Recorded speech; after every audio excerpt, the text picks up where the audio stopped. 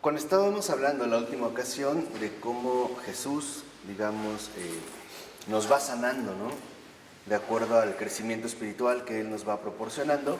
En el Deuteronomio, por ejemplo, Moisés compara el entrenamiento que Dios aplica con nosotros con la manera en la cual el águila enseña a sus polluelos a volar.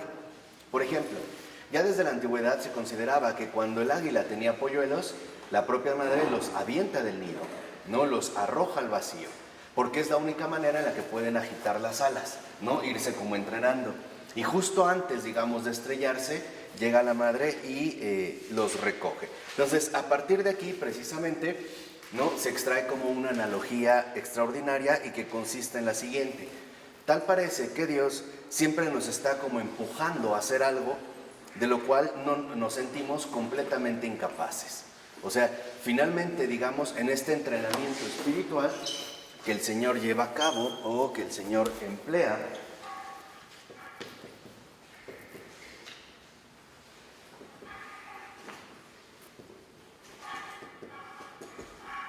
en este entrenamiento espiritual, Dios como que nos está invitando o empujando siempre a superar nuestras propias incapacidades psicológicas, ¿no? Tal parece que en este entrenamiento espiritual es Dios mismo el que nos hace, superar nuestras incapacidades, ¿no?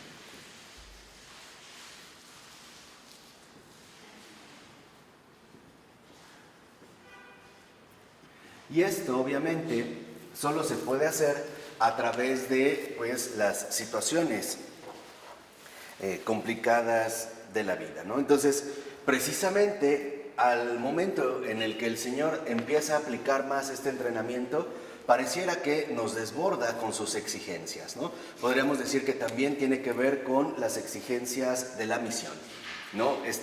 Como que aventarnos, como que obligarnos a atravesar situaciones que a veces podemos sentir incluso que nos abruman, o que nos superan, o que simple y sencillamente nos doblegan, ¿no? Empezando a sentir, por ejemplo, exceso cansancio, inseguridad, miedo, desconfianza, irritación, molestia, y incluso llegándonos a cuestionar si no será que más bien lo que ocurre es que Dios ya no nos ama, o que finalmente Dios en este sentido nos ha dejado de amar, ¿no? Porque superar nuestras incapacidades involucra que nos está como aventando, ¿no? Fuera de nuestro nido, de nuestro lugar habitual de comodidad, precisamente para que nosotros nos ejercitemos en la vida espiritual, ¿no? Obviamente es muchísimo más cómodo y confortable un nido, ¿no? Seguro, caliente, donde uno recibe incluso el alimento, donde llega, por ejemplo, ¿no? el águila a alimentar a sus polluelos, que ser arrojado incluso bruscamente de este nido, para que cada uno de nosotros vaya como agitando las alas, ¿no? Entonces vemos que en efecto esto se repetirá muchas veces hasta que el polluelo aprenda a volar. O sea, superar nuestras incapacidades, por un lado, involucra un aprendizaje.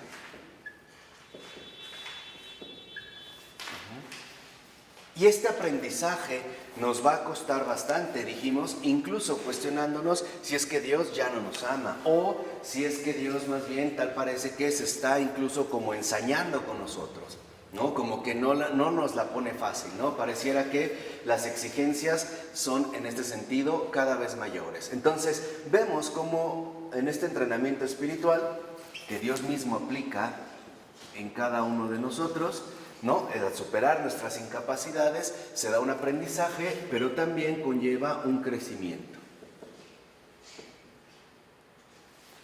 Y aquí es, el momento en el cual nosotros experimentaremos precisamente poco a poco, de manera gradual, el crecimiento en la vida espiritual. Porque, voy a hacer un breve paréntesis, porque generalmente podemos llegar a suponer que como que la gracia, ¿no? El actuar de Dios en nosotros es algo así como que automático, ¿no? Como que uno pide la gracia y se va a realizar de manera inmediata, pero no es así. O sea, lo ordinario en la vida espiritual es hacerlo a través de experiencia, ¿no? O sea, de una experiencia viva. Entonces, esta experiencia, por ejemplo, involucra que nosotros nos vamos a ver continuamente como aventados o arrojados a situaciones que nos invitan a superar nuestras incapacidades. Por ejemplo, incapacidades psicológicas, emocionales, económicas, espirituales, etc. O sea, incapacidades de todo tipo. Sintiendo, como les dije hace un momento, o experimentando incluso un cierto fastidio, un desgaste, o sentirnos plenamente abrumados por las exigencias que en este momento, ¿no?, durante este entrenamiento se nos van presentando. Es un poco también lo que ocurre quizá con los entrenamientos militares. Y no está de más la analogía, porque también nosotros somos entrenados para un combate. Por ejemplo, una cosa es ser un marín, ¿no?, de las fuerzas marítimas de Estados Unidos, y otra cosa, por ejemplo, es ser un infante de marina de reconocimiento, ¿no? Esa es una situación distinta. Entonces, ¿qué quiere decir? Que mientras más, por ejemplo, más delicada sea la posición militar que se va a ocupar, o sea, mientras más importancia tenga en la estrategia militar, mayor tiene que ser el entrenamiento. De tal manera que, por ejemplo, el hecho de pasar de ser un simple infante de marina a ser un infante de marina de reconocimiento involucra llevar al límite las propias capacidades humanas, ¿no? Son 3 meses, por ejemplo, de este entrenamiento que tienen que realizar.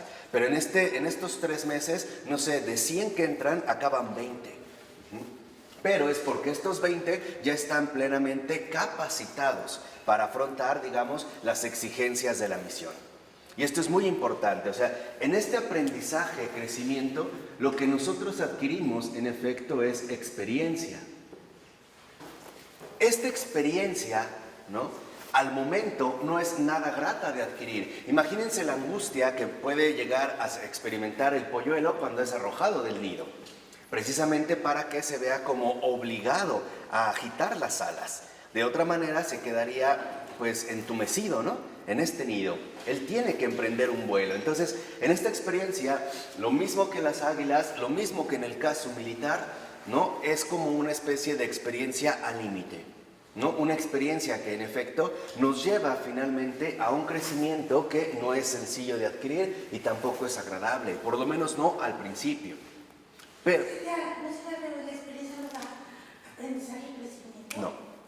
no, eso es lo que solemos pensar, pero no es así, porque no tenemos la experiencia. Por ejemplo, el polluelo en el nido no tiene la experiencia de lo que es emprender un vuelo. No sabe, o sea, nunca ha volado en su vida. La única manera que tiene para poder aprender a volar es que la propia madre lo agarre del pico y lo aviente al vacío. En el caso de nosotros, como que Dios también nos saca, ¿no?, de estos estándares de comodidad en los que solemos quedarnos instalados. A diferencia del polluelo que puede caer de las alturas hacia un precipicio, esta caída en nosotros significa de repente ser como bombardeados por un montón de situaciones que se van presentando, ¿no?, según, digamos, la pedagogía providencial. O sea, según lo que el Señor va considerando que en ese momento requerimos, llevando incluso, como les dije, ¿no?, nuestra propia condición humana al límite. O sea, es que en efecto, ¿no?, nos hemos tomado en serio, o al menos eso hemos intentado, tomarnos en serio el llamado del Evangelio. O sea, el seguimiento de Cristo, ¿no?, que no es un seguimiento sencillo. Esto es algo que no nos cansamos de enfatizar. No es una cuestión que se dé en automático. ¿Por qué? Porque a veces suponemos que con el seguir a Cristo, entonces mi vida va a cambiar y todo va a ser maravilloso. Y no es así. O sea, ciertamente hay que reconocer que hay un proceso. Este proceso, por ejemplo, que es conforme iremos sacando experiencia, involucra atravesar todas las exigencias de desarrollo, ¿no? Por ejemplo, los infantes de marina de reconocimiento, el primer entrenamiento que tienen es pasar 45 minutos flotando en una alberca. Esto es nada más para medir, digamos, en un primer momento su fuerza física. Nosotros no somos aventados precisamente a una alberca, pero sí somos aventados, por ejemplo, como empujados a atravesar situaciones que nos pueden llegar a disgustar bastante. Por ejemplo, la enfermedad de un familiar o la enfermedad que uno puede atravesar, estrecheces económicas, dificultades en la cuestión laboral, no sé, problemas con los vecinos, etcétera. Ahí se están presentando, digamos, los medios a través de los cuales se nos invita a superar todas nuestras incapacidades, sabiendo que el que está al pendiente de nosotros, lo mismo que la madre de los polluelos, es Dios mismo. Y que antes de llegar al precipicio, justo cuando sentimos que ya estamos al borde, Él llegará precisamente, ¿no? Como para manifestar en ese sentido su rescate. Entonces, quizá después de que hemos sido arrojados varias veces continuamente a este tipo de situaciones límite, puede que lleguemos a una convicción muy sencilla. No había tanto peligro como nosotros pensábamos. O sea, ¿qué significa esto? Que en este aprendizaje, en este crecimiento, se trata en un primer momento de superar nuestros bloqueos.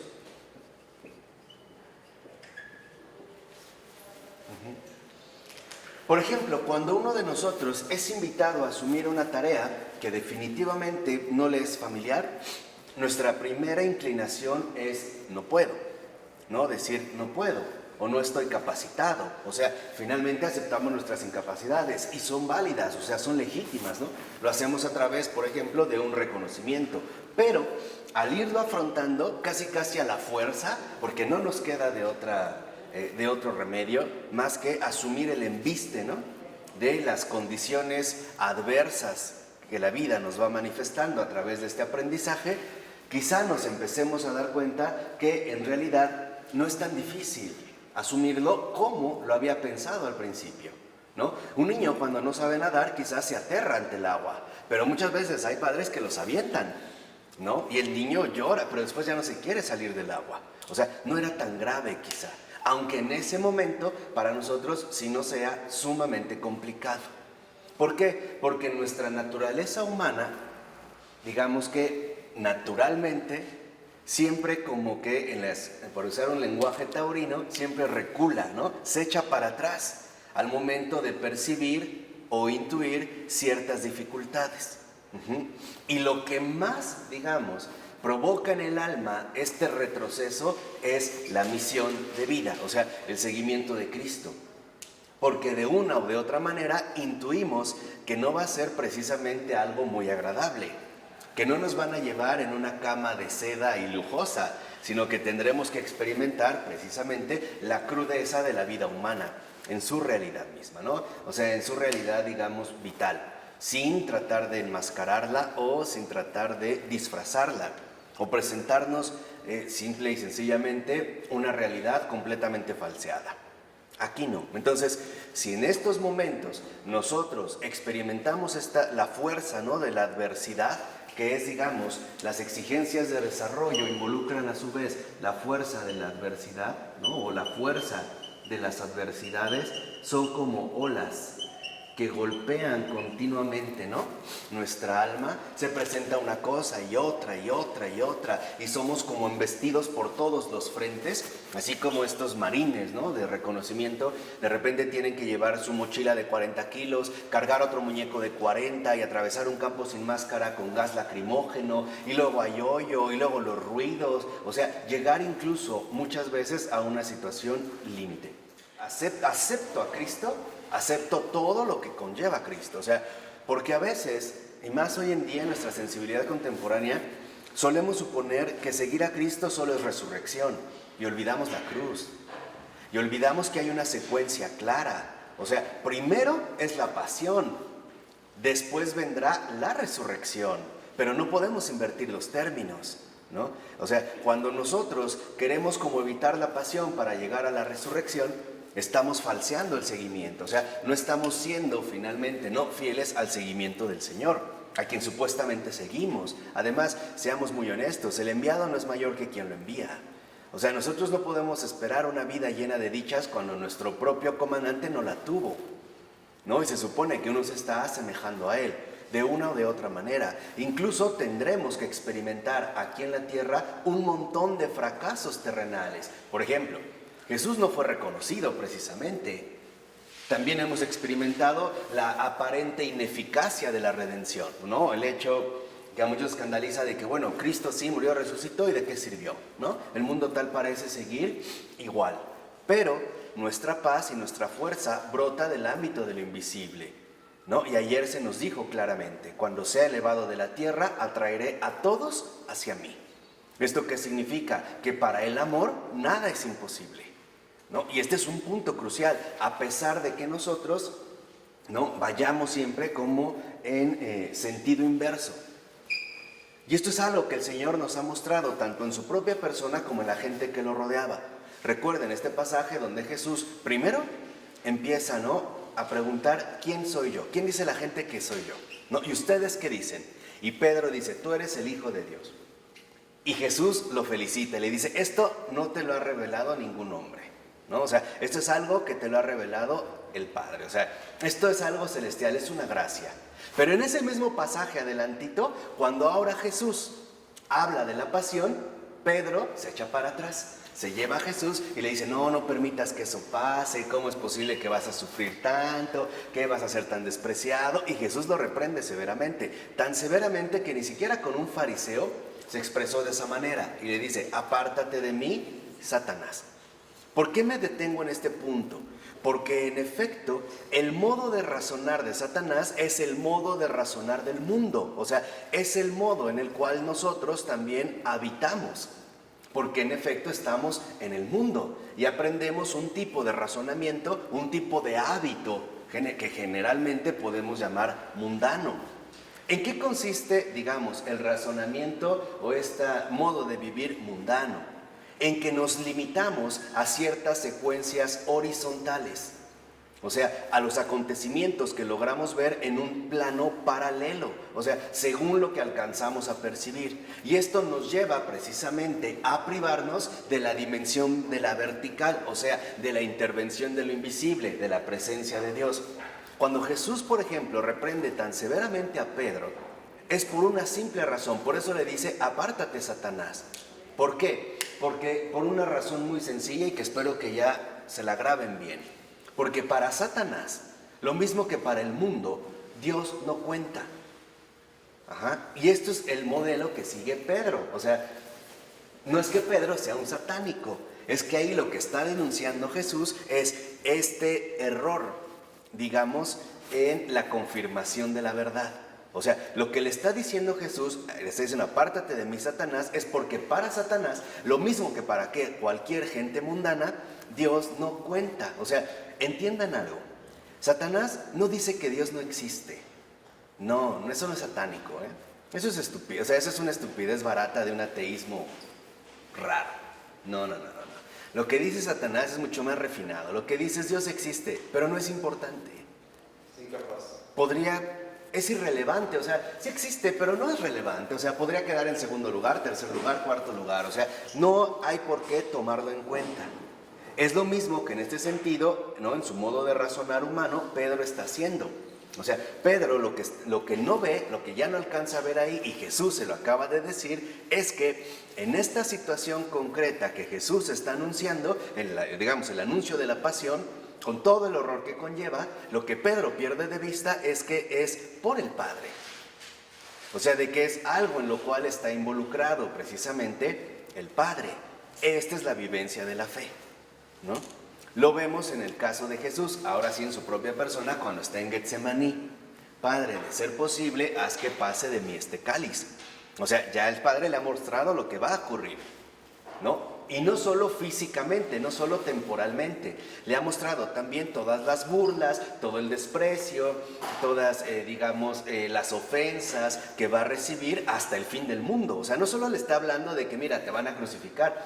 Esto no sería tan difícil de asumir, seamos sinceros, porque es cuestión de horas. Podría ser cuestión de horas, podría ser cuestión de fortalecerse. Claro, me van a desbaratar mi cuerpo, me van a crucificar, pero bueno, va a pasar. Esto no es precisamente la carga es toda la ingratitud, toda la frialdad, toda la traición, toda la negación, toda la apostasía, toda la herejía, o sea, todo lo que va a tener que igualmente soportar ahí a lo largo, ¿no?, del recorrido del mundo, hasta el fin del mundo. Marcos, tocaste un punto muy importante de la cruz, que es la fuerza alfa del amor. Uh-huh. Pero hay que precisar también que esta cruz, la fuerza alfa del amor, sin ella no es posible la experiencia, y no es posible la libertad a la cual nos quiere llevar Cristo. No es posible. La obra maestra de Dios es la cruz, que por el amor que lleva, ¿no? Y que brota y que nos lleva a esto, ¿no? Sí, o sea, lo que quiero que entiendan, y es que les decía, es que el asumir, el soportar la fuerza de las adversidades involucra que en efecto se está, digamos, asumiendo una experiencia en carne viva. Por eso les decía que lo peculiar del cristianismo, se los he dicho ya varias veces, no es una cuestión netamente intelectual. O sea, lo esencial del cristianismo es que es una realidad de encarnación. Lo mismo que Jesús se encarna. Lo que nosotros también empezamos a realizar es una encarnación de esta gracia, soportando todo el peso de las adversidades que se van a ir generando a lo largo de nuestro propio crecimiento. Ahí es donde, por decirlo así, el Señor nos va como recostando en la cruz. Y si somos sinceros, a nadie le gusta la cruz. Nos es por naturaleza repulsiva. ¿Por qué? Porque nosotros humanamente tememos y repudiamos el dolor y el sufrimiento. La gran diferencia es que en la cruz el sufrimiento es transfigurado. O sea, en la cruz el sufrimiento no es aniquilación. En la cruz el sufrimiento es redención. De tal manera que entonces, mientras antes de Cristo el sufrimiento no tiene remedio y conduce a un abismo, digamos, sin solución, ¿no? A la angustia total donde no tiene sentido el sufrir, ahora es justo a través de este mismo sufrir cómo se nos irá llevando gradualmente a este camino de redención. Entonces, aquí, por ejemplo, como menciona Keating, vemos cómo el Señor está como muy interesado en crear tropas de élite. Tropas que realmente, ¿no?, estén entrenadas de manera adecuada. ¿Por qué? Porque el combate que se realiza es un combate muy serio y es un combate muy sofisticado, con una gran diferencia. Aquí el entrenamiento es un entrenamiento espiritual, pero que afecta a toda la persona. ¿Tropas de qué? De élite. De élite. ¿Por qué de élite? Sí, claro, porque tienen que ser las mejores, o sea, tienen que estar preparadas de la manera más adecuada para poder, digamos, ¿no?, afrontar o encarar el combate al cual se les invita. ¿Cuál es el combate de todo cristiano? La salvación de las almas. Sí, es de élite también porque va a llevar a muchos con él. Claro, o sea, Y muchos lo van a seguir. aquí entendemos el por qué, por ejemplo, cuando en un alma los santos, ¿no?, especialmente los fundadores, piensen, no sé, San Benito, cuando empieza a surgir el capital, todas las fuerzas malignas se van a ir sobre él. ¿Por qué? Porque saben que de este dependen muchísimos. Por eso mucha gente dice, es que los santos son muy atacados. Bueno, es por eso, porque no se van a desgastar en atacar a todo un batallón, ¿no? Se van a concentrar en el cabecilla, van a decir, San Benito, ¿no? Intuyen, es el que va, a través de San Benito va a haber miles de almas que se salven. No, entonces vamos sobre San Benito, vamos sobre Benito, ¿no? Vamos a destruir a Benito. ¿Por qué? Porque si destruimos a Benito, todos los demás ya están perdidos. ¿Sí me explicó? Eso es lo mismo que sigue sucediendo hoy en día. Pues el maligno siempre busca precisamente estos como líderes, ¿no?, que sabe que van a arrastrar a muchas multitudes, o en efecto aquellos que van a tener como más repercusión. Entonces, podemos ya darnos cuenta cómo Dios a lo que nos está llevando, en pocas palabras, es a confiar. Confiar, fíjense, más allá de nuestras propias experiencias psicológicas. O sea, este superar nuestros bloqueos significa que, en pocas palabras, lo que el Señor está tratando de enseñarnos es a confiar. Porque es de esta confianza, en último término, depende toda nuestra vida de fe. Acuérdense que en la vida de fe, nosotros dependemos más de lo que no vemos que de lo que vemos. Entonces, aquí es donde se tendrá que ir dando un crecimiento paulatino. Lo que más nos puede hacer sucumbir es precisamente el hecho de que perdamos de vista que estamos en una vivencia de fe. Esto es lo más complicado. Por ejemplo, es como para nosotros muy habitual que ante una adversidad que atravesemos, nuestra primera reacción es buscar ayuda en los hombres. Eso es como nuestra reacción habitual. ¿A quién le hablo? ¿A quién conozco? ¿Quién me echa la mano? ¿Quién me va a ayudar a salir de esto? Y olvidamos que nuestra primera reacción tendría que ser directamente a Dios. Y ya Dios pondrá a los hombres, pero no al revés. ¿Por qué? Porque seguimos apegados, ¿no?, a nuestra experiencia psicológica ordinaria. Entonces se nos invita, por ejemplo, a confiar más allá de nuestra experiencia psicológica. Y también, por ejemplo, ¿no?, a que se aumente nuestro valor para poder enfrentarnos ante las situaciones adversas como a las situaciones oscuras que hay en nosotros mismos. Y entonces darnos cuenta cómo al mismo tiempo que el Señor, por ejemplo, ¿no?, nos está preparando para el combate exterior, nos está también fortaleciendo en el nivel interior. O sea, acuérdense que en la vida humana en general, lo interior y lo exterior siempre van de la mano. Por ejemplo, esa es como una cuestión básica de la realidad cristiana. Si algo hemos aprendido como cristianos es que todo lo que vemos exteriormente no es más que una consecuencia visible de lo que no vemos invisiblemente. Por ejemplo, de lo que sucede dentro del corazón, ¿no? Por ejemplo, René Girard, que es un intelectual contemporáneo, eso es lo que está aplicando desde la antropología. Por ejemplo, él está diciendo, toda esta abominación que llamamos realidad política no es más que la consecuencia visible de la dimensión, de la historia visible de los corazones perversos. Es lo que está mencionando, o sea, eso es lo que vemos. O sea, todo lo que vemos que hoy está mal proviene de esta realidad invisible que es el corazón humano, ¿no? Por eso, finalmente, también una de las cosas que está anunciando Girard es que no hay alternativa. O nos decidimos por un cambio radical de corazón, o sea, por la conversión, o bien lo único que nos espera es la perdición. No hay, digamos, como arreglos en ese sentido superficiales. Entonces, Keating, por ejemplo, nos dice, ok, no podemos librarnos de lo mundano.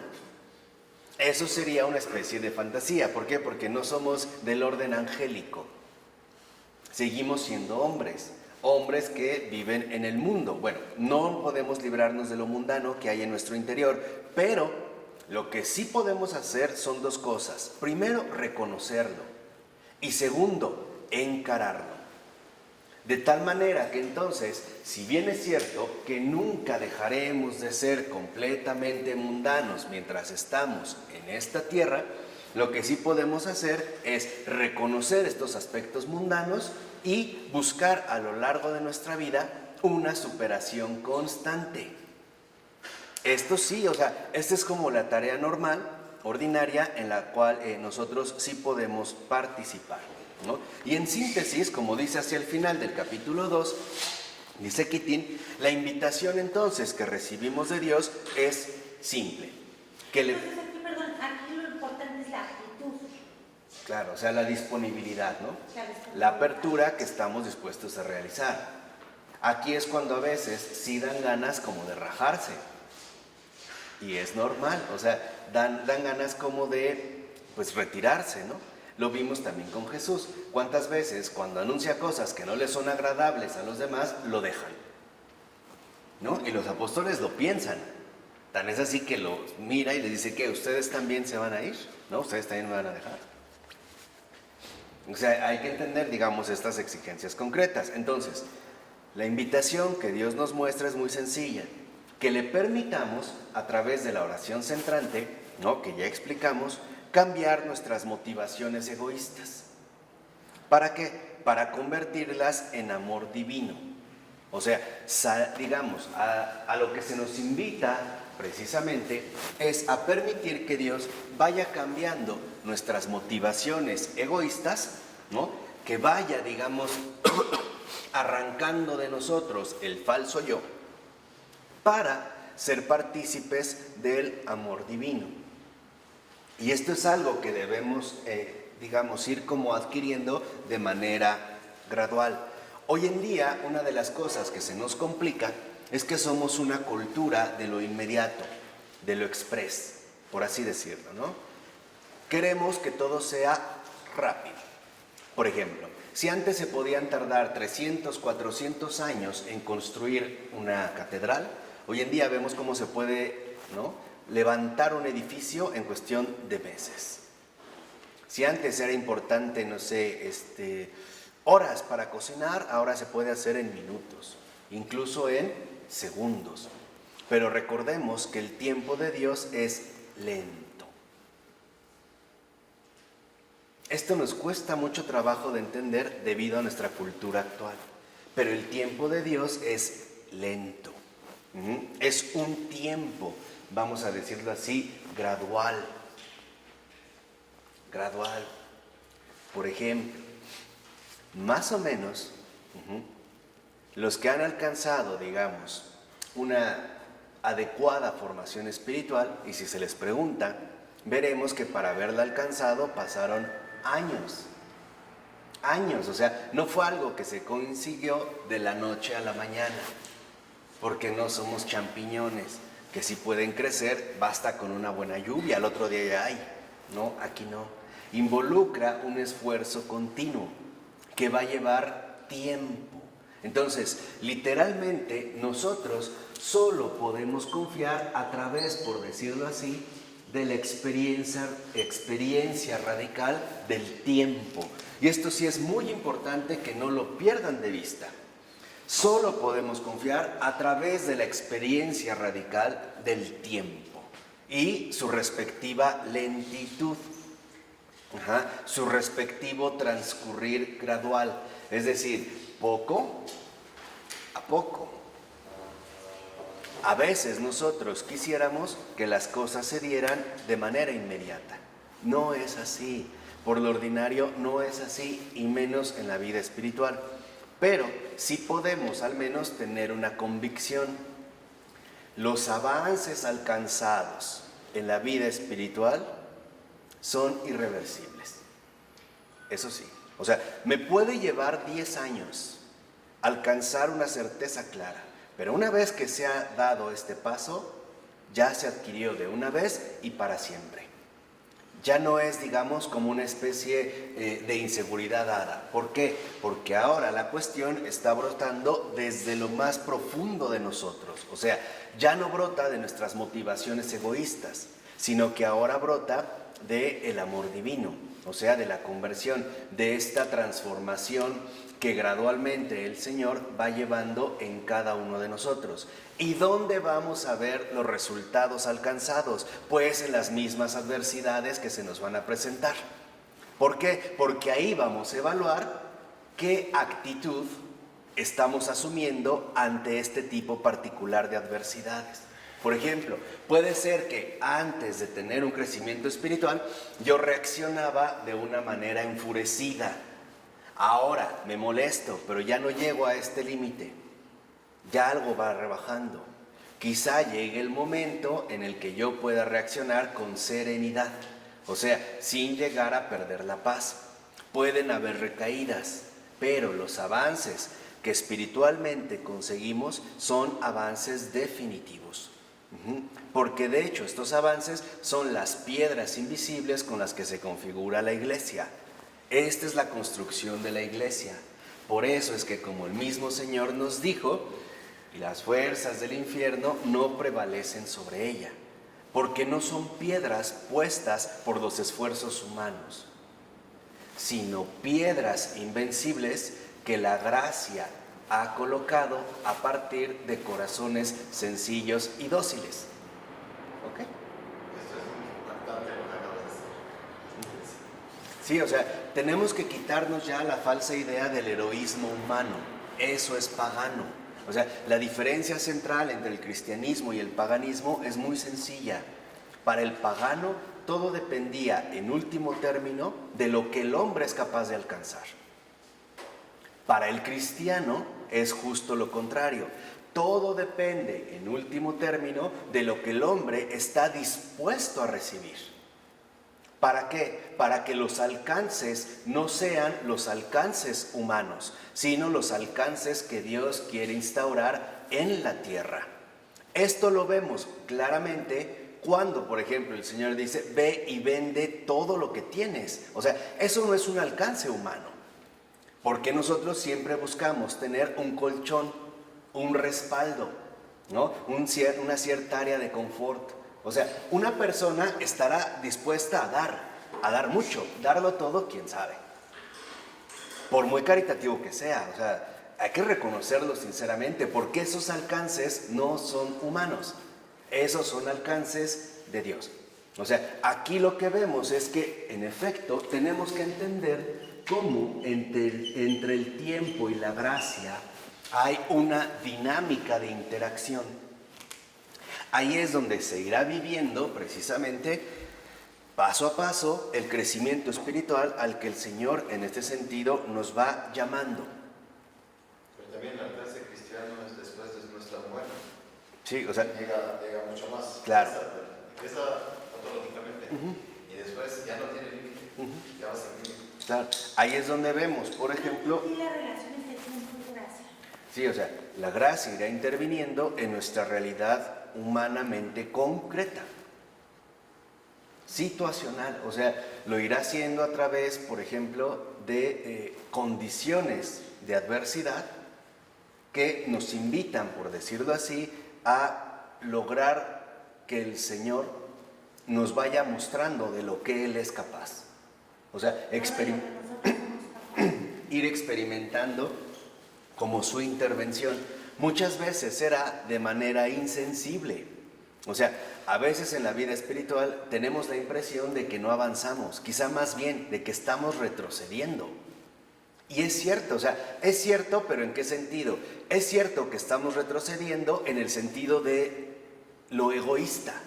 O sea, me doy cuenta que ya no es mi protagonismo el que sobresale, ahí hay un retroceso, sino que es más bien ahora la gracia la que va tomando en este sentido la delantera. Entonces, por ello en el capítulo 3, Keating va a hacer una referencia muy concreta a las emociones que nos afligen, porque acuérdense que en efecto en nuestra vida es muy importante detectar cuáles son las emociones que más nos afligen, o sea, en pocas palabras, cuáles son los programas emocionales que en efecto nos perjudican bastantes. Entonces, dice Keating, para avanzar en este entrenamiento, antes también tenemos que hacer un reconocimiento. Este reconocimiento, que es como la otra parte previa,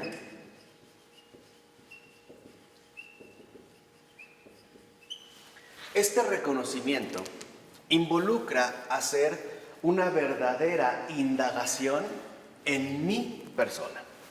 O sea, es sondear el corazón, ¿no? Vamos a sondear en nuestra propia alma, o sea, en nuestra propia interioridad. Hay que hacer en ese sentido un sondeo y tratar de localizar cuáles son las motivaciones que subconscientemente nos están moviendo. Entonces, esto involucra, por ejemplo, que nos demos cuenta que al ir haciendo este reconocimiento, lo que nosotros queremos detectar son varias cosas, pero entre ellas, primera, nuestras reacciones emocionales.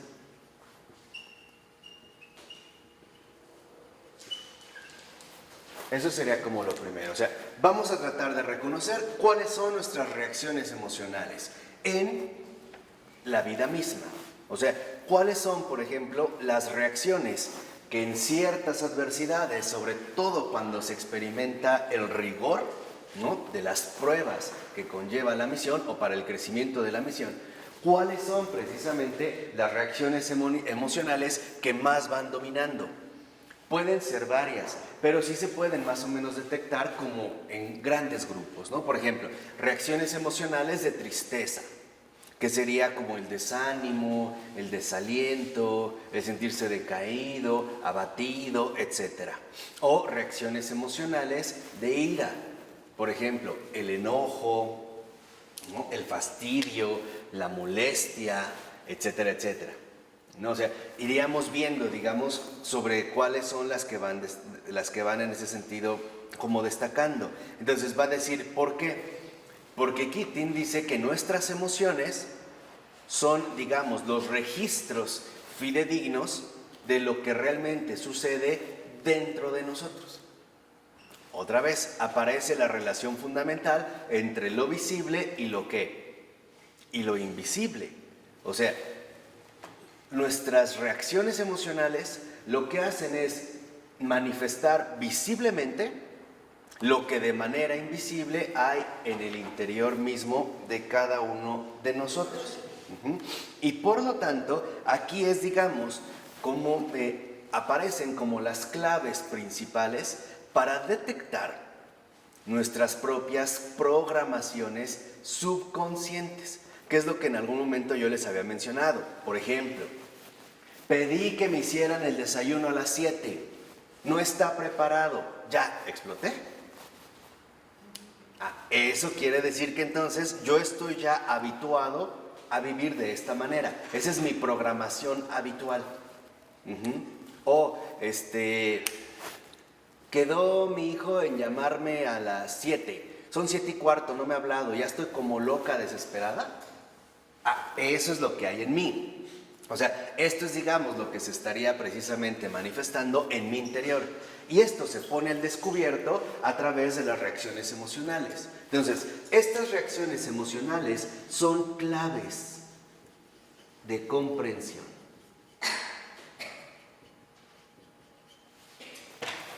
Y aquí vemos cómo estas claves de comprensión involucran tener una perspectiva distinta. Por ejemplo, no se trata de que únicamente digas qué te molesta.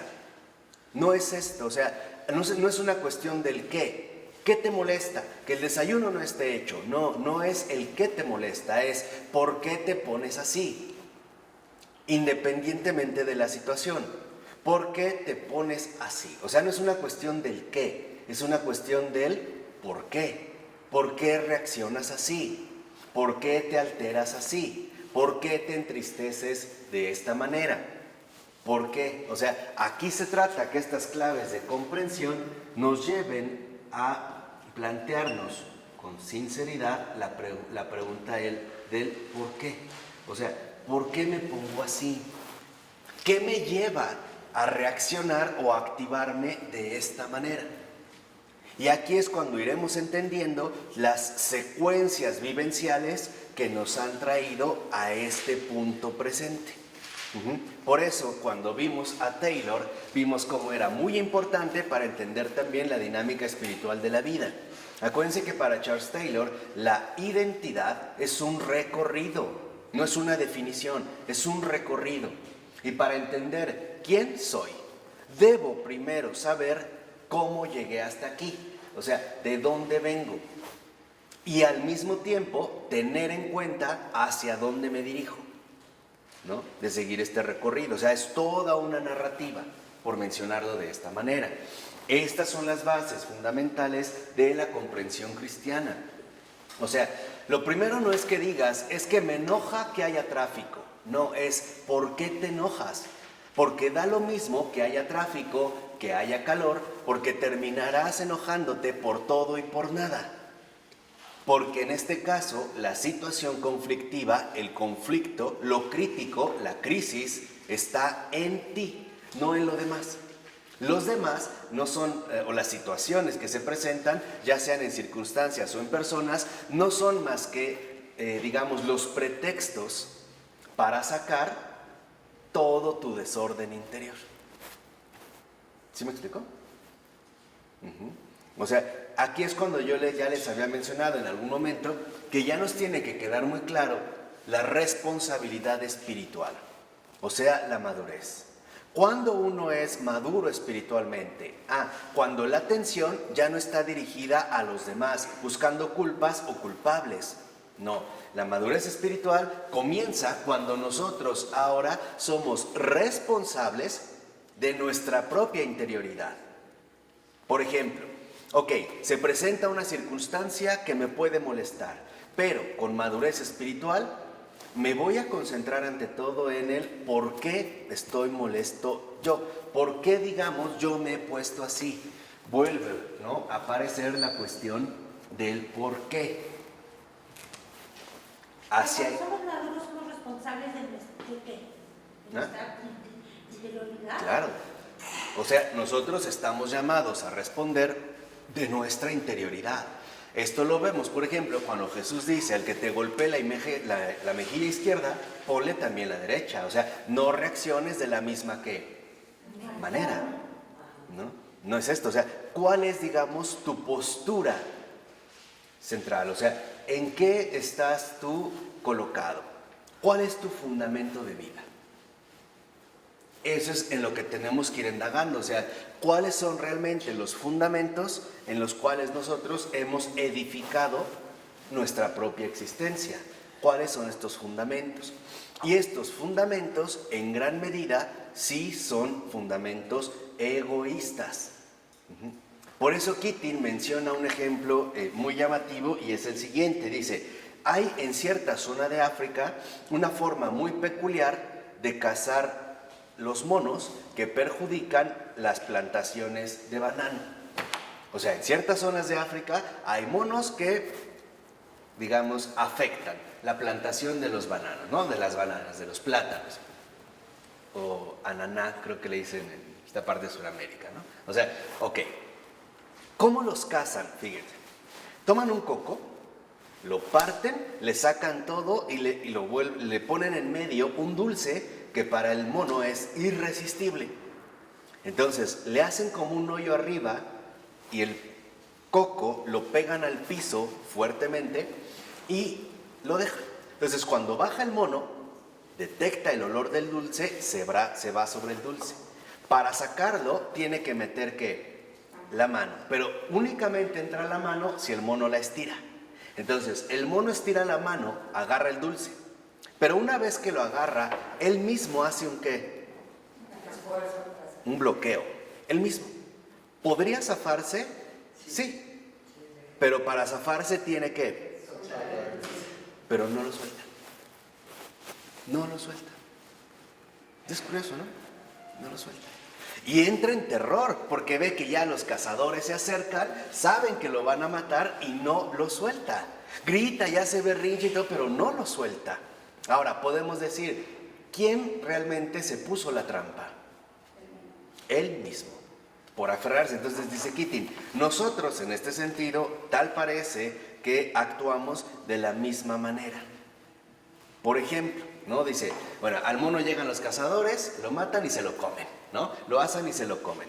A nosotros nos pasa muy similar. Dice, hay momentos, por ejemplo, ¿no?, en que nosotros, de acuerdo a nuestra condición humana, nos damos cuenta de que hay golosinas que nos pueden resultar atractivas, pero que si las agarramos, difícilmente las vamos a soltar. Por ejemplo, sabemos que si seguimos dándole vueltas en la cabeza a un insulto, a una ofensa recibida o a un deseo, ¿no?, lo único que va a ocurrir es que se van a desatar las emociones aflictivas. Y sí es cierto. Si te das cuenta, cuando una persona empieza a darle vuelta y vuelta y vuelta, empieza intelectual, después ya no solo se quedó en el nivel intelectual, ya pasó al nivel emocional. Ahí vienen los cazadores, ¿me explico? Ya agarramos, por ejemplo, es que cómo me pudo insultar, cómo me pudo quitar esto, cómo me pudo robar aquello, por qué no me habló por teléfono, por qué no me saludó en la misa, por qué se me metió en el coche, etc. Y esto podemos hablar incluso de cuestiones realmente pasadas, ¿eh? Por ejemplo, ¿por qué cuando era niña y fui de excursión, por qué la maestra a mí no me dejó meterme a la alberca? O sea, y le empezamos a dar vuelta y vuelta. Y de lo mental se va a hacer emocional. Acuérdense, todo pensamiento humano conlleva una fuerte carga afectiva. No son neutrales. Nuestros pensamientos no son neutrales. Involucran fuertes cargas afectivas. Entonces, ya agarramos la golosina, una idea por ahí que nos está a nosotros, ¿no?, como seduciendo. y empiezan a llegar las emociones que llamamos aflictivos e intuimos que nos van a consumir, o sea, que finalmente nos van a dañar. Ahora, no queremos ser atrapados, pero lo mismo que el mono, no soltamos la golosina. O sea, no le damos carpetazo, sino que seguimos ahí, incluso fomentando la intensidad de la emoción. ¿Por qué? Porque se pueden incluso planear, por ejemplo, ya cuestiones de venganza, o de reproche, o de odio. Y entonces, ya finalmente, ¿no? Las emociones aflictivas nos dominan y ahora sí, nos ponen al rojo vivo, nos hacen explotar y finalmente nos consumen. Lo único que teníamos que hacer era abrir nuestra mente y nuestro corazón y soltar lo que tenga que soltar. Este es el núcleo del primer libro de esta trilogía de Keating, Mente Abierta, Corazón Abierto. Lo único que tenía que hacer era abrir la mente, abrir el corazón y soltar lo que tuviera que soltar. O sea, abrir la mente para soltar una determinada idea, ¿no? Que me estaba causando problemas. O bien, abrir el corazón para soltar esa emoción que me está afligiendo y que me está consumiendo. Y soltar todo lo que tenga que soltar. Es decir, lo único que tenía que hacer era la oración centrante. ¿La hicieron? O sea, si realmente lo hacen, ustedes verán los efectos que produce. Porque es ir soltando todo aquello que en pocas palabras, no me beneficia y además me vuelve vulnerable para ser atrapado por un montón de emociones aflictivas que ante todo irán creciendo en intensidad y por lo tanto también en malestar. Pongamos un ejemplo muy sencillo. ¿Cuántas veces una persona tiene en la mente algo registrado que cuando por alguna u otra razón aparece de nuevo, termina llorando? ¿Qué quiere decir? O sea, quiere decir que esto lo tiene agarrado en su mente, pero no le es inofensivo. Eso es lo que quiero que entiendan. O sea, todo lo que tenemos arraigado en la mente y en el corazón, todo aquello que está arraigado tiene una influencia sobre nosotros. Y puede ser ya sea una influencia positiva o bien una influencia negativa. Nada más imagínate que ahorita te dijeran, a ver, vamos a tratar de indagar cuántos recuerdos dolorosos tienes desde que empezó tu uso de razón. Y ahí están. O sea, ahí están tus golosinas. Entonces, cada vez que tienes la oportunidad, te vuelves a enganchar. Y ya dijimos, ante una idea, ante algo mental, siempre está su respectivo acompañamiento emocional. ¿Cierto o no? Sí, lo que no capta es lo de la oración centrante, cómo se relaciona. Claro, en la oración centrante que les expliqué paso a paso ya la vez anterior, se trata de que yo lo único que hago es soltar todo lo que tenga que soltar. O sea, todas las ideas que aparecen, todas las emociones que me afligen o que me están agobiando o que me están abrumando. ¿Para qué? Para mantenerme cada vez más equilibrado interiormente. O sea, entregar todo aquello que me sofoca. En la oración centrante es permitir que sea Dios el que recoja todo aquello que a mí me está perjudicando. O sea, todo aquello que a mí en este sentido me está afectando. Por eso les decía, cuando iniciamos la oración centrante, es muy normal que lo primero que se va a activar es la memoria.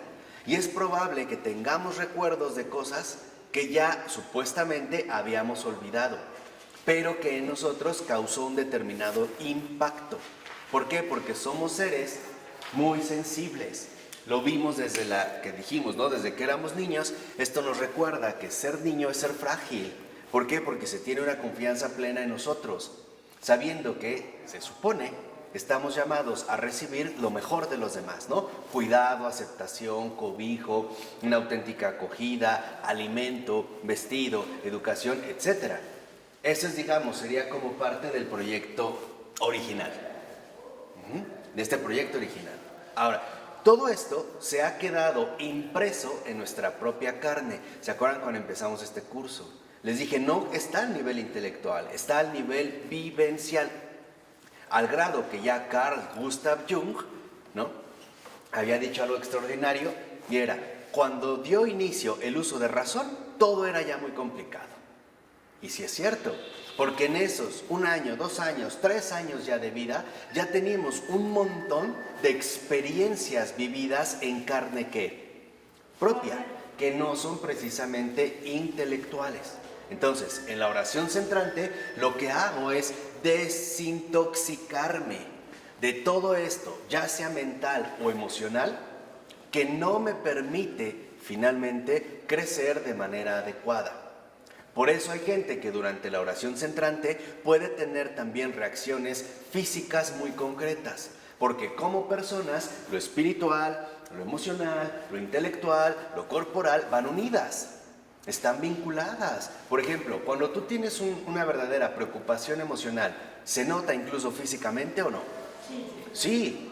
Y al revés, cuando tienes un problema físico, ¿también repercute en tu estado anímico o no? Claro. Sí, y también en tu estado espiritual. O sea, ¿cuántas veces, por ejemplo, tienes una emoción por ahí atorada que también repercute físicamente desde el hecho de que a lo mejor te da insomnio o no tienes hambre o te ves demacrado?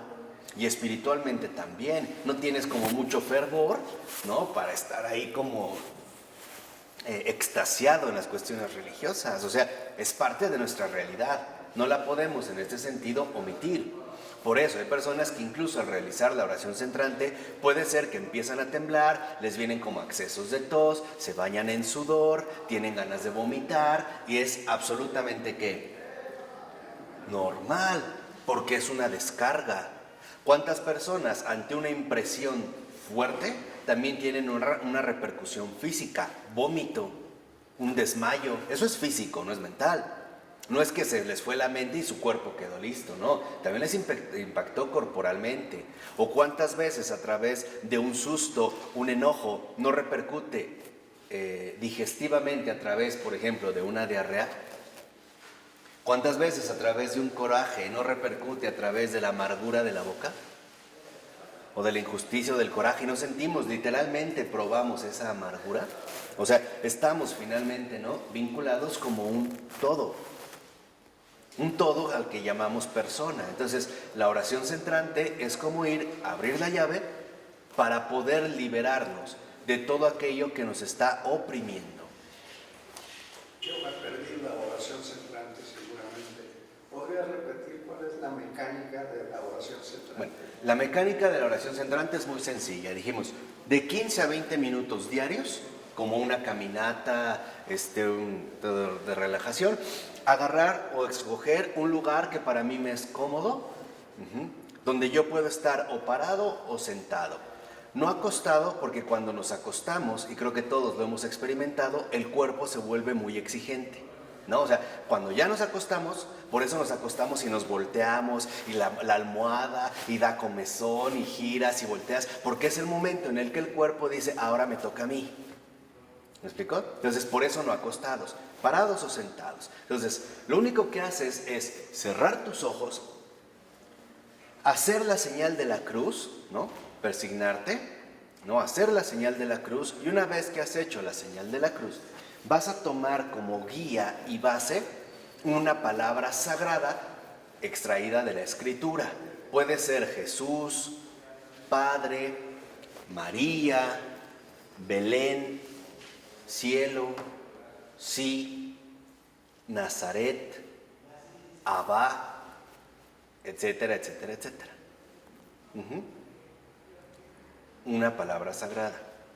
Por lo regular, Jesús nos viene como bien a todos, porque nos es como accesible. Alguien puede entrar más por madre o María o padre, etc.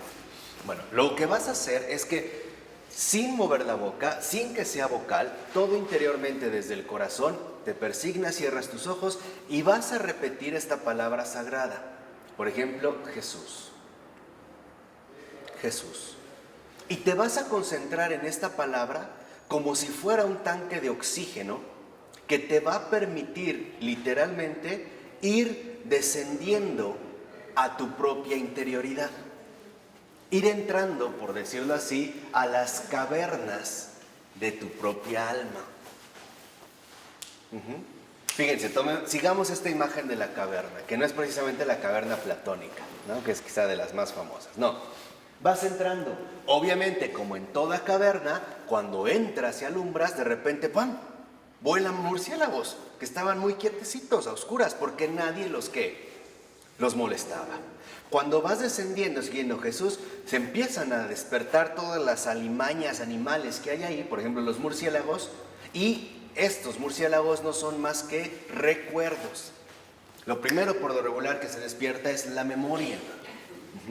Empiezas a recordar algo en particular, que tú no vas a elegir, sino que el Señor va a ir sacando. Él sabe qué es importante sacar en ese preciso momento, ¿no?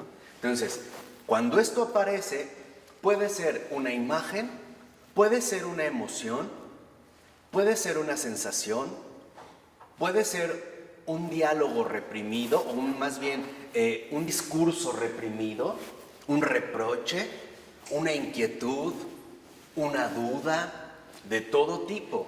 Puede ser que en ese momento, ¿no?, voló un murciélago y entonces del corazón salió algo como decirle a Dios algo así: ¿sabes qué? ¿Dónde estabas tú cuando me pasó esto y esto? ¿Dónde estabas? Y es un reclamo. O sea, no es una mera cuestión fantasiosa, es real, o sea, es lo que hay en el corazón, así como es. Entonces, cuando esto empieza a suceder, puede ser también que nos venga, por ejemplo, una cierta intensidad muy particular, ganas de llorar, un enojo, un fastidio, una molestia, a veces acompañado de discurso, de palabras, a veces no necesariamente, o unas ganas de llorar y de llorar y de llorar y de llorar. Bueno, esto quiere decir que entonces ya hemos empezado a descender. Ya hemos estado descendiendo. Pero lo hacemos, dijimos, con la palabra sagrada como un tanque de oxígeno. ¿Por qué? Porque sin la palabra sagrada nos volvemos locos. Sin Cristo, la realidad nos enloquece, de todo tipo. También Girard lo había dicho, o sea, sin Cristo la verdad es para quedar loco. Ahí tenemos a Nietzsche, ¿no? Para quedar loco. Igual la cruz. La cruz es una locura. Sí, o sea, ir descendiendo, ¿no? Ir profundizando a lo más arraigado, lo que hay. Y lo fundamental es memorizar 4 reglas de oro, que se conocen también como las 4 R's. Son fundamentales, también incluso después para aplicarlas en tu vida ordinaria. La primera es no rechazar. O sea, no rechazar nada de lo que aparezca. Me voy a ir a un caso límite, porque los hay. Lo que pasa es que somos bien hipócritas y bien ingenuos. Pero si de repente de mi corazón brotó durante la oración central un decirle a Dios, te odio, se lo digo, no es nada. Yo no lo voy a rechazar. Todo lo que brote, todo lo que salga, cuando sufrí un abuso, algún maltrato, alguna ofensa, alguna humillación, todo va a salir. Yo no voy a rechazar absolutamente nada. Yo soy ahora espectador. Soy un espectador, que lo único que está viendo es lo que se está sacando, pero no lo voy a rechazar, porque esa es nuestra tendencia natural. Lo dijimos hace un momento, ¿recuerdan? No, eso no. Hay gente que incluso de manera consciente lo dice. Empiezas a tocar un tema y te dicen, no, es que no me gusta, eso no, de eso no quiero hablar, de eso no sé qué, de esto no, o sea, pura evasiva. Aquí no. Primera regla de oro, no rechazar. Segunda, no retener. No voy a retener absolutamente nada. No me voy a quedar con algo en particular que haya salido a la superficie. No me voy a quedar ahí pensando a ver por qué se dio, tratando de encontrarle su justificación, sus razones, y entonces me quedo y la agrando. Nada. Simple y sencillamente yo lo voy a dejar pasar. No lo voy a retener. Esa es la segunda regla de oro. La tercera, no reaccionar, que es también a su vez muy importante. ¿Por qué?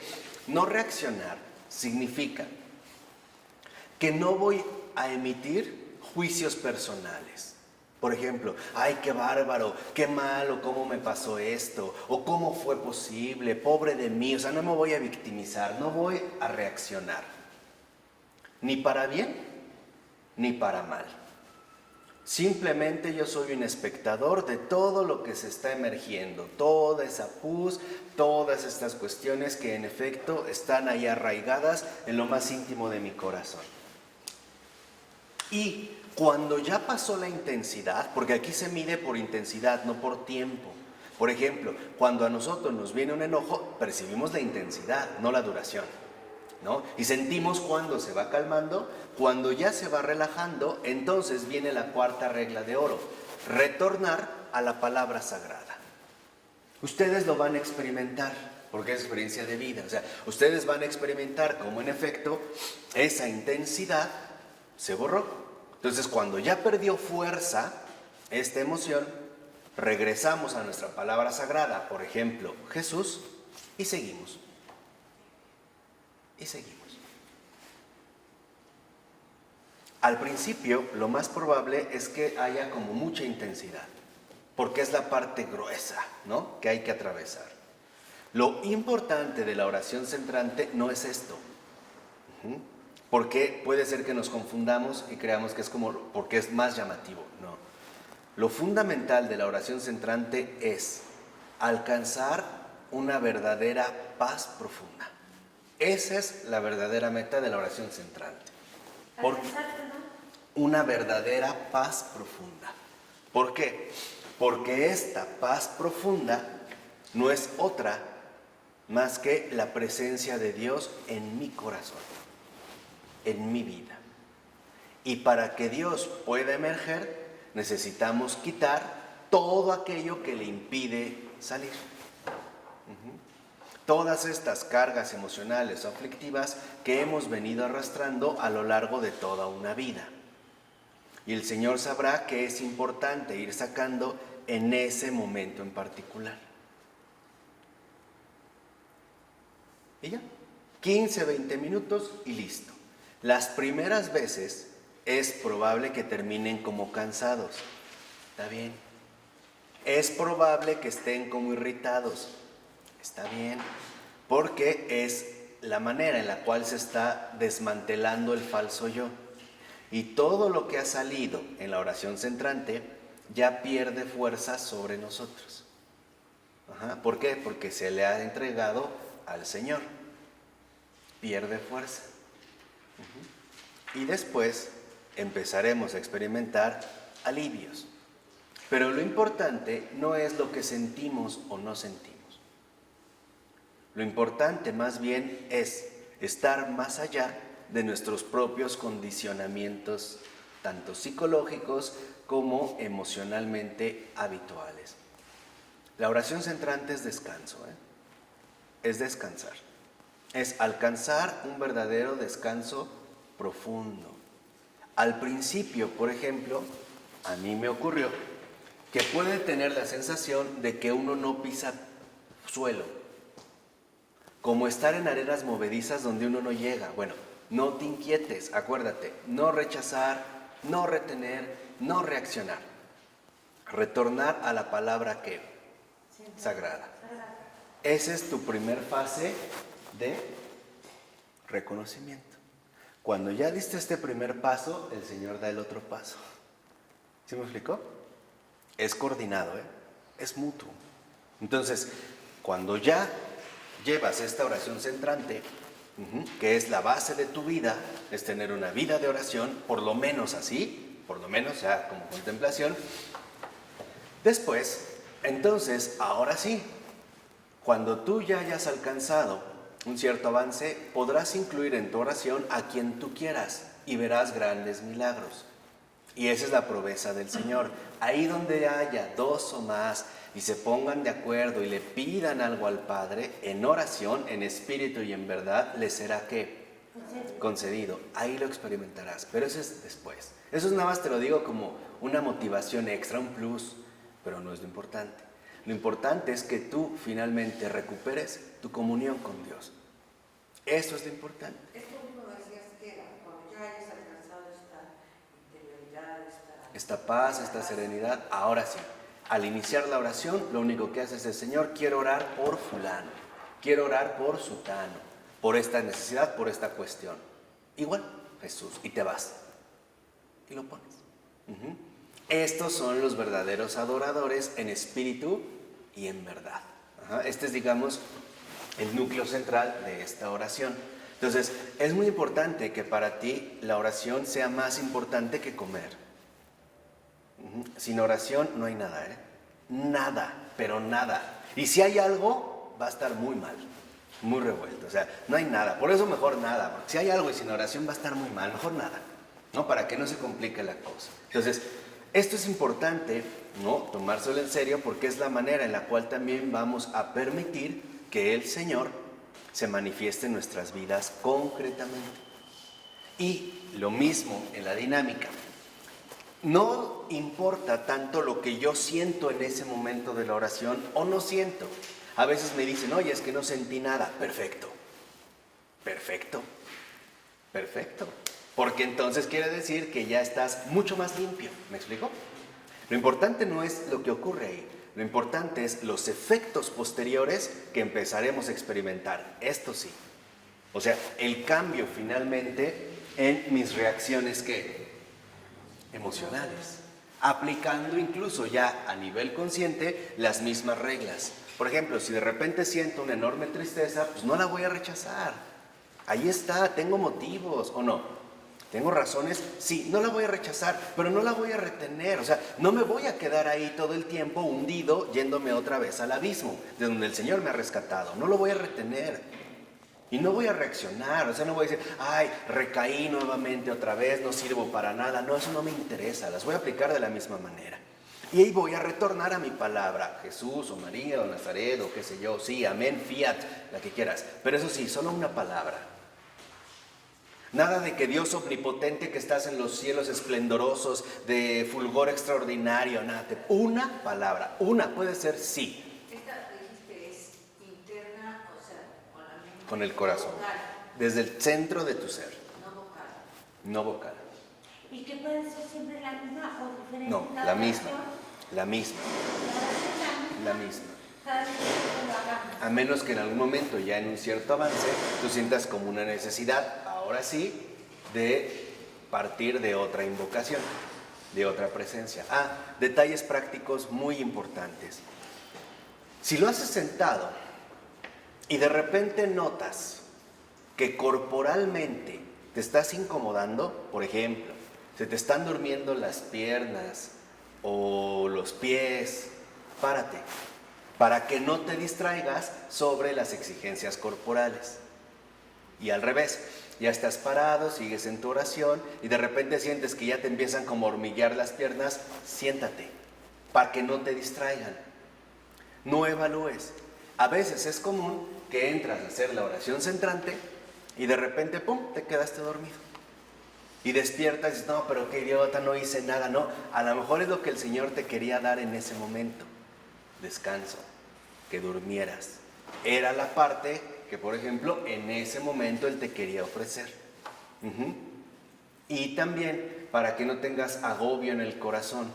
El Señor es muy respetuoso, muy respetuoso. Dile, Señor, a mí me dijeron 15 minutos o 20. Estoy en tus manos. Y van a ver que Él solito los va a sacar de la oración. Y ves, y sí, son 15 minutos o 20, según lo que vayas requiriendo. No más. No más. Con eso tienes. Pero diariamente. Es como un tratamiento, ¿no? Tú sabes que hay tratamientos médicos que si suspendes un día, perdió efecto. Y hay que volver a empezar de nuevo todo el tratamiento, ¿no? Entonces, ten en cuenta en esta preparación, dijimos, ¿no? Tú da el paso del reconocimiento y el Señor da el paso del entrenamiento. Tú dile a Dios sí y Dios te dice sí también. Tú dile no a Dios y Dios dice no a tu no. Él siempre dice sí. Ahí no hay pierde, ¿de acuerdo? Inténtalo. Hazlo sobre todo ahorita que viene un tiempo de gracia extraordinario, la Semana Santa. Pero no lo empieces desde Domingo de Ramos, empiézalo desde ahora, en estas inquietudes, para que puedas también tener este otro tiempo de gracia que es el tiempo pascual, pero sin temores, avanzando con serenidad, ¿vale? Bueno, vamos a tomar un breve receso y ahorita regresamos. En nombre del Padre, del Hijo y del Espíritu Santo. Amén.